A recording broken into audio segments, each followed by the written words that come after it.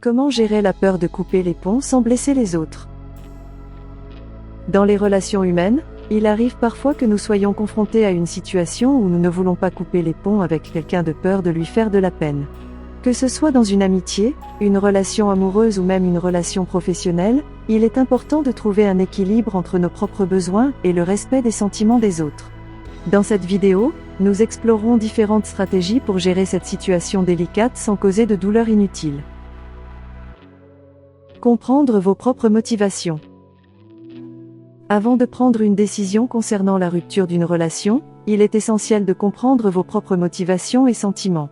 Posez-vous des questions sur ce qui vous pousse à vouloir couper les ponts, et si cela est vraiment nécessaire. Parfois, une communication ouverte et honnête peut résoudre les problèmes sans avoir à mettre fin à la relation.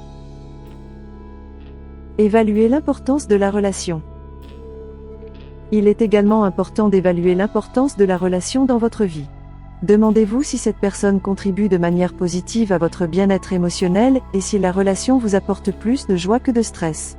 Si la relation est toxique ou déséquilibrée, il peut être préférable de prendre ses distances pour préserver votre propre bonheur. Communication empathique. Si vous décidez qu'il est nécessaire de couper les ponts, il est essentiel d'adopter une approche empathique lors de la communication avec l'autre personne. Expliquez vos sentiments de manière respectueuse et sans jugement. Faites preuve de compréhension envers leurs émotions et assurez-leur que votre décision n'est pas une indication de leur valeur en tant que personne. Préparez-vous à la réaction de l'autre personne. Il est important de se préparer à différentes réactions de l'autre personne. Certaines personnes pourraient être blessées ou en colère, tandis que d'autres pourraient être tristes ou déçues. Soyez prêt à écouter et à exprimer votre soutien, mais maintenez également vos limites et votre décision. Offrir un soutien continu. Même après avoir coupé les ponts, il est possible d'offrir un soutien continu à l'autre personne si vous vous sentez à l'aise de le faire.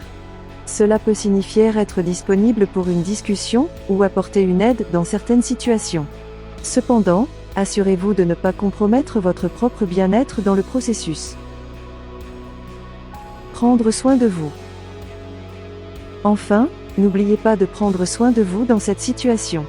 Accordez-vous du temps pour guérir et pour réfléchir à vos propres besoins. Entourez-vous de personnes positives qui vous soutiennent et vous comprennent. Conclusion. Couper les ponts avec quelqu'un est une décision personnelle qui peut être difficile à prendre. Cependant, il est important de se rappeler que vous avez le droit de prendre des décisions qui vous permettent de vous épanouir et d'être heureux. En abordant cette situation avec empathie et respect, vous pouvez minimiser la douleur pour l'autre personne tout en préservant votre propre bien-être émotionnel. Rappelez-vous toujours que prendre soin de vous est une priorité, et ne laissez pas la peur de blesser les autres vous empêcher de prendre des décisions qui vous rendent heureux. N'oubliez pas d'être à l'écoute de vos propres sentiments et de faire preuve d'empathie envers les autres dans ce processus délicat.